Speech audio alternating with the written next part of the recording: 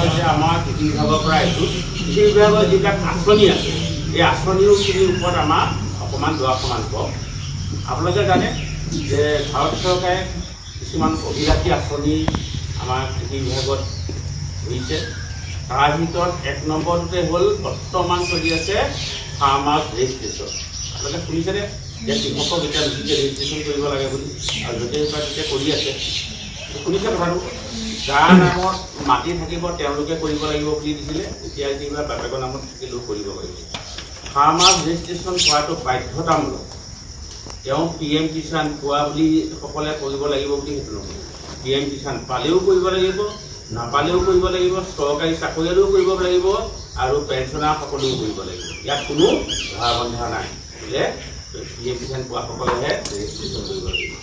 যাৰ নিজৰ নামত জমাবন্দীত নাম থাকিব তেখেতসকলে সকলোৱে কৰিব লাগিব। আৰু সেইটো আপোনালোকে ৰেজিষ্ট্ৰেশ্যন নাম্বাৰ নাপায় তেতিয়াহ'লে আমাৰ বিভাগৰ পিনৰ পৰা আপোনালোকে একো আঁচনিয়ে সুবিধা নাপাব। আনকি আমাৰ যি চিট দিবলগীয়া চিট দি আছোঁ আমি, চিট দিওঁতেও এতিয়া বেনিফিচিয়াৰী আপোনালোকৰ ৰেজিষ্ট্ৰেশ্যন 11টা সংখ্যাৰ নম্বৰ নাই। খালি আপোনালোকৰ এইখিনিতে অকণমান খেলি মেলি হয়। ৰেজিষ্ট্ৰেশ্যন নাম্বাৰ বুলি কওঁতে আমাৰ কেইবাটাও হৈ গ'ল। 1 number PM Kisan registration number এটা আপোনালোকে জানে, যিসকলে PM কিষাণ পাই আছে তাত প্ৰথম আখৰটো আৰম্ভ হৈছে AS দি পেলাই, তাৰপিছত 11টা সংখ্যা আছে। পাইছে আপোনালোকে? সেইটো কি হয় PM কিষাণ ৰেজিষ্ট্ৰেশ্যন নাম্বাৰ। দ্বিতীয়টো হ'ল 3 বছৰমানৰ আগৰ পৰা আপোনালোকে এটা ৰেজিষ্ট্ৰেশ্যন কৰিছিলে যে কিষাণ কাৰ্ড বুলি। মনত পৰিছিলে কাৰোবাৰ? কিষাণ কাৰ্ড বুলি কয় বহুতে। একচুৱেলি সেইটো ফাৰ্মাৰ্ছ ৰেজিষ্ট্ৰেশ্যন নম্বৰ। এইটো হৰ্টিকালচাৰ স্কিমৰ ক্ষেত্ৰত প্ৰযোজ্য হ'ব। HMNE বুলি আমাৰ এটা হৰ্টিকালচাৰ স্কিম আছে, উদ্যান শস্য। এই উদ্যান শস্যৰ যিকোনো বস্তু পাবলৈ ছেডনেট হওক, গ্ৰীণ হাউচ হওক, পলি হাউচ হওক, বা মালচিং পেপাৰ হওক, ভামি বেড হওক, ইত্যাদি ইত্যাদি কিছুমান ফলৰ পুলিৰ ডাল কাটিং বা তেনেকুৱা ধৰণৰ পাবৰ কাৰণে সেই স্কিমটো পাবৰ কাৰণে আপোনালোকে সেইটো নম্বৰ লাগিব, য'ত প্ৰথম আখৰটো আৰম্ভ হৈছে N আখৰ। দ্বিতীয়টো ৰেজিষ্ট্ৰেশ্যন এতিয়া হৈ আছে, আজি 3 মাহ 4 মাহৰ পৰা হৈ আছে। আপোনালোকে আমাৰ ব্লকৰ প্ৰায়বিলাক মানুহকে আমাক প্ৰথমতে দিছিলে, ইয়াত চৰকাৰী হিচাপে নিযুক্তি দিছিলে অপাৰেটৰ হিচাপে, তেখেতসকলেও কৰিছিলে। তাৰপিছত CSC দায়িত্ব দিলে, কৃষি সখীকো দায়িত্ব দিলে। ৰেজিষ্ট্ৰেশ্যন আপোনালোকে গাঁৱে গাঁৱে হয়তো ৰেজিষ্ট্ৰেশ্যন কৰিছে, পঞ্চায়তো ঘূৰি কৰিছে বা CSC বিলাকেও কৰিছে। গম পাইছে কথাটো? গতিকে সেই ৰেজিষ্ট্ৰেশ্যন নম্বৰটো বহুতে এটা ভুল ভাবি আছে। যেতিয়া অনলাইন কৰি দিয়ে এটা এনৰলমেণ্ট নম্বৰ আহে, প্ৰায় প্ৰথমতে 2টা সংখ্যা, তাৰপিছত 3টা সংখ্যা, 4টা সংখ্যা, তাৰপিছত 10টা সংখ্যা। সেইটো নম্বৰ নহ'ব। সেইটো আপোনালোকে অনলাইন কৰাৰ লগে লগে মেছেজত সেইটো নম্বৰ গুচি যায়। বহুতে ভাবে এইটোৱেই মোৰ ৰেজিষ্ট্ৰেশ্যন নম্বৰ। সেইটো ৰেজিষ্ট্ৰেশ্যন নম্বৰ নহয়। সেই আজি অনলাইন কৰা 4-5 দিনৰ পিছত এপ'ভ বুলি এটা নম্বৰ আহিব, য'ত তাত 11টা সংখ্যা থাকিব। তাত আগত একো এলফাবেট নাথাকে। এপ'ভ বুলি আহিব মেছেজটো। বহুতে মেছেজটো ডিলিট কৰি দিয়ে। গতিকে যিসকলে অনলাইন কৰিছিলে ৰেজিষ্ট্ৰেশ্যনৰ কাৰণে তেখেতসকলক মই অনুৰোধ জনাম যে আপোনালোকে অনতিপলমে ওচৰৰ CSC চেণ্টাৰত গৈ আধাৰ কাৰ্ডটো দি দিব যে মোৰ ৰেজিষ্ট্ৰেশ্যন নাম্বাৰটো কি।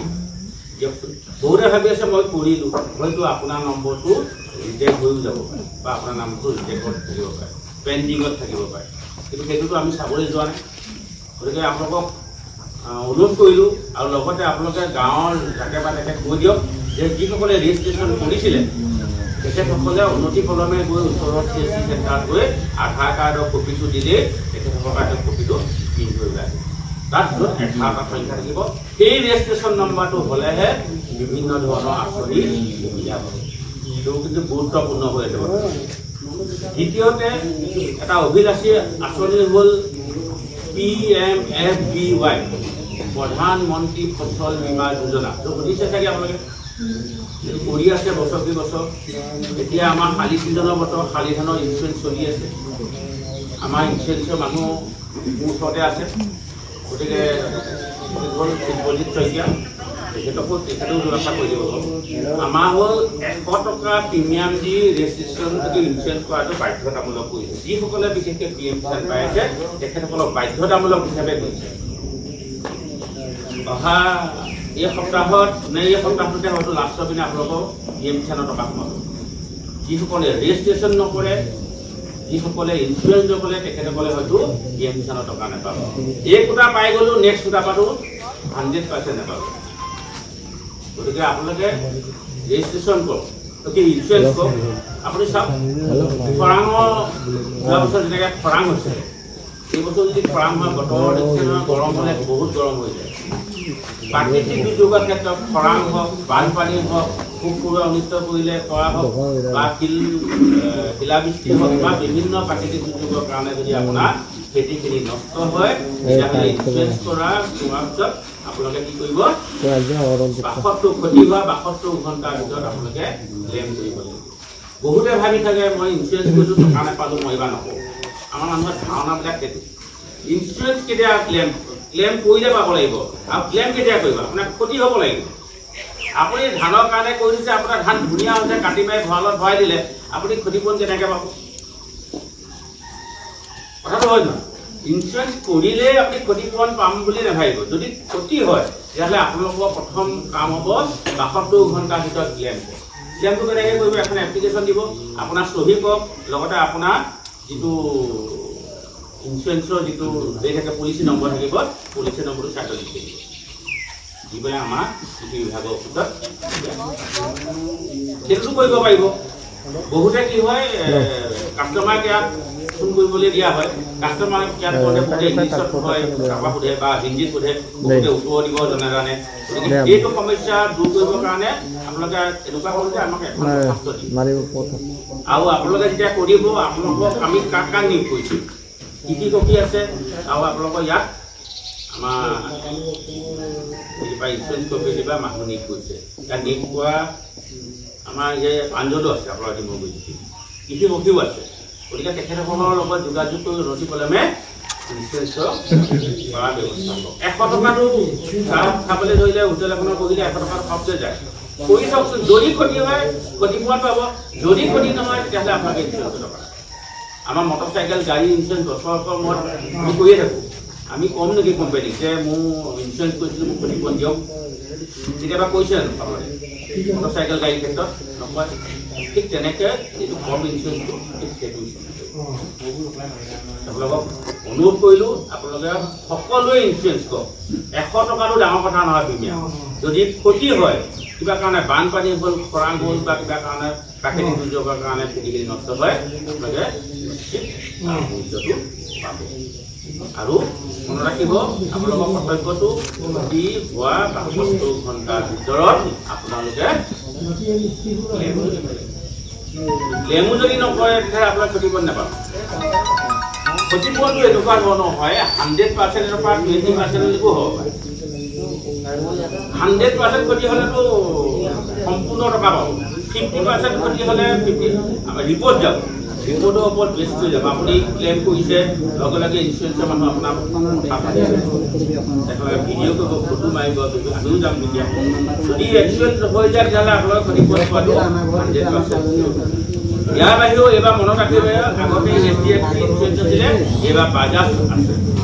বাজাজে নতুনকৈ লৈছে, আমিও বাজাজক কোৱা আছে যে কমচে কম প্ৰথম বছৰ আপোনালোকে এইবাৰ প্ৰতিটো জিপিত ক্ষতিপূৰণ দিয়াৰ ব্যৱস্থা কৰক, পাৰ্চেণ্টেজ লাগিলে কম হোৱা যদি দিয়ক। তেতিয়া মানুহখিনিয়ে প্ৰতি বছৰে কৰিবলৈ আগ্ৰহ প্ৰকাশ কৰিব।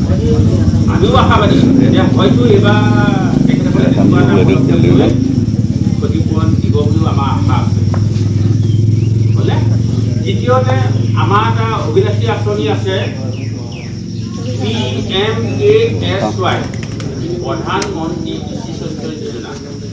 সেইটো আঁচনিৰ অধীনত 85% ৰেহাই মূল্যত চ'লাৰ দি থকা হৈছে, স্প্ৰিংকুলাৰ দিয়া আছে, স্প্ৰিংকুলাৰ ভাগ আছে, যেনেকৈ ডিপ ইৰিগেশ্যন ফেচিলিটি, মিনি স্প্ৰিংকুলাৰ আৰু পৰ্টেবল স্প্ৰিংকুলাৰ। আপোনালোকে হয়তো লক্ষ্য কৰিছে, আমাৰ অফিচৰ পৰা গাড়ীয়ে গাড়ীয়ে খোলা পাইপ ওলাই গৈ থাকে, আপোনালোকে লক্ষ্য কৰিছে চাগে। এইটো হ'ল এই PMKSY আঁচনিৰ অধীনত বৰ্তমান দি আছোঁ। মেচিনো দি থকা হৈছে, লগতে মিনি স্প্ৰিংকুলাৰ লগত দি থকা হৈছে। এতিয়া গাড়ী আহি আছে লখিমপুৰৰ পৰা, মই ইয়াৰ মিটিং শুনি মই ভিলামাৰ যাম। ভিলামাৰত 35টা চিট আহিছে, ডাঙৰ ডাইৰেক্ট গুজৰাটৰ পৰা। ইয়াৰ পৰা গৈ মই তাত গতিকে সেই ধৰণৰ আঁচনি, পানীৰ সমস্যা দূৰ কৰিবৰ কাৰণে এই আঁচনিবিলাক আপোনালোকে গ্ৰহণ কৰিব পাৰে।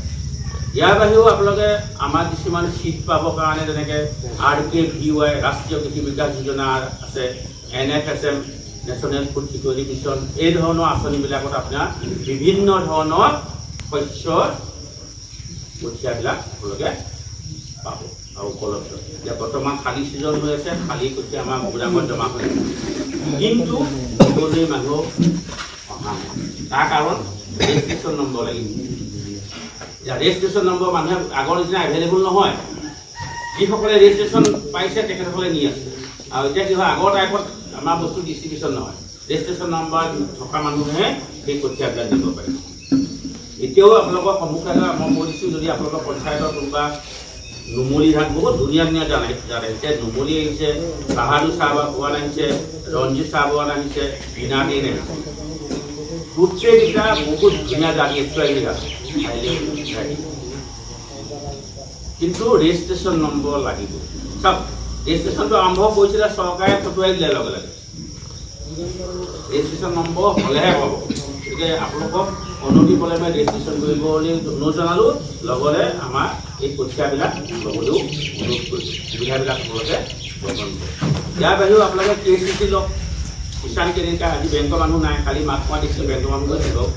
KCC লওক, KCC বিচৰা মানুহ বহুত আছে, কিন্তু KCC বিচাৰিলে আমাৰো ভুল কিছুমান আছে যে আমি KCC লোনটো ৰিলিজ বুলি ভাবোঁ। 100 জনৰ ভিতৰত 98 জনেই ঘূৰাই নিদিয়ে KCC লোন। হয়তো আপোনালোকৰ ইয়াতো চবতে আছে, আমি ৰিলিফ বুলি ভাবা হয় KCC লোনটো। তাৰ কাৰণে পিছৰ প্ৰজন্ম আমাৰ ক্ষতি হৈছে। আজি মোক মই ভালকৈ যদি খেতি কৰি আছোঁ, মোক লোনটো মই ব্যৱহাৰ কৰিম, কিন্তু মই নাপাওঁ, কাৰণ মোৰ ঘৰৰ মানুহ, পৰিয়ালৰ মানুহ, মোৰ গাঁৱৰ মানুহ, অঞ্চলটোৰ মানুহে